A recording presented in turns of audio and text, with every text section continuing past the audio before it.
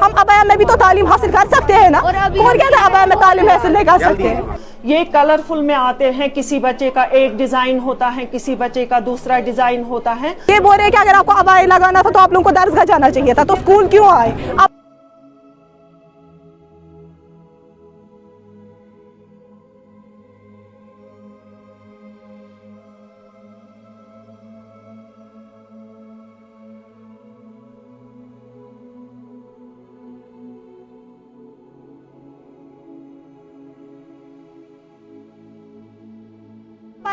Principal हमारी कह रहे हैं कि अगर अबाया लगाना है तो समाज के साथ चलना है तो ये सब छोड़ दो।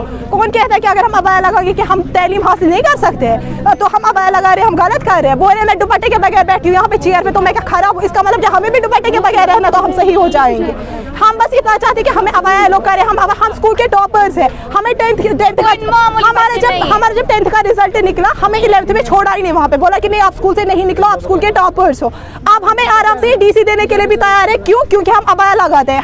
हमें डिस्क्रिमिनेट किया जाता है, हमसे हर एक ड्यूटी छीनी गई। किस वजह से? क्योंकि हम अबाया लगाते हैं। हमें बोला जाता है कि आप अबाया लगा, आप किसी भी एक्टिविटी में पार्टिसिपेट नहीं करो क्योंकि आप अबाया लगाती हो। अबाया लगाना गलत बात है। या हर किसी, अगर ये गर्ल्स कॉलेज है, गर्ल्स में यहाँ से यहाँ पे बॉयज, गर्ल्स कॉलेज में बॉयज होने चाहिए, गर्ल्स को हायर सेकेंडरी में गर्ल्स हायर सेकेंडरी नाम रखा है, वहाँ पे बॉयज होने चाहिए। जब गर्ल्स स्कूल में बॉयज आ सकते हैं तो हम अबाया क्यों नहीं पहन सकते हैं? हम अबाया में भी तो तालीम हासिल कर सकते हैं ना। कौन कहता है अबाया में तालीम हासिल नहीं कर सकते?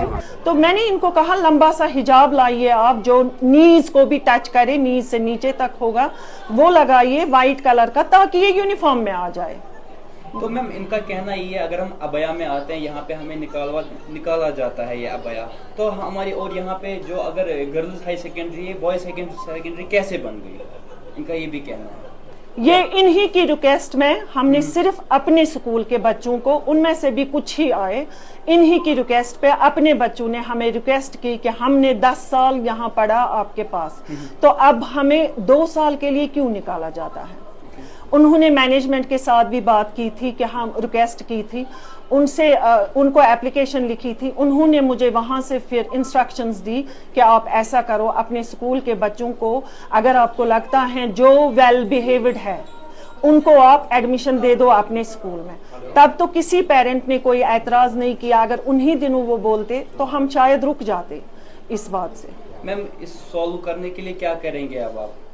ये मसला तो ये कोई है नहीं, क्योंकि हम इनको नहीं बोल रहे हैं कि आप विदाउट हिजाब रहो दिन भर, हम नहीं बोलते हैं। हम बोलते हैं अबाया इनमें देखिए क्या है, किसी का ब्लैक एंड व्हाइट है, किसी का पूरा व्हाइट है, किसी को लगा कि हमें कल भी बोला गया कि आप लोग अबाया मत लगाओ, आप लोग अबाया नहीं लगा सकते। यहाँ पे कभी ना अबाया था, ना कभी है, ना कभी होगा। तो हमने सीधे इनको बोला था कि हमें अबाया इंट्रोड्यूस करने दीजिए, ये हम कंफर्टेबल नहीं है लड़कों के बीच में ऐसे। तो इन्होंने बोला कि हमें क्या आपकी कंफर्ट के, हमें क्या पता है कि आप लोग अबाया के नीचे क्या कांड करते हो। अगर आपको इतना ही है तो फिर जाके आप लोग मदरसे में जाओ या दरसगाह में किसी एडमिशन कर। तो हमने बोला कि हम क्यों करें किसी दरसगाह में किसी एडमिशन कहीं और पे। और अभी अब जब हमने प्रिंसिपल से बात की वो कुछ मानने के लिए तैयार ही नहीं। वो बोली मैंने तो ऐसा कुछ बोला ही नहीं। फिर क्या हम लोग इतनी लड़कियां झूठ बोल रही है? हम लोग 12th क्लास में पढ़ते हैं।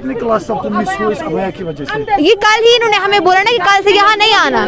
2-3 दिनों से इन्होंने हमें पहले ही बोला था कि नहीं आना, नहीं आना। अब हम लोग 2-3 दिन से मैम से बात कर रहे हैं, अब बोला कि बिल्कुल भी अलाउड नहीं है आपको अबाया के अंदर आना। 9th क्लास से हम लोग है यहाँ, तब से इन्होंने कुछ भी नहीं बोला। अब आज 12th क्लास में बोल रहे हैं। Job is most comfortable as compare to ये अबाया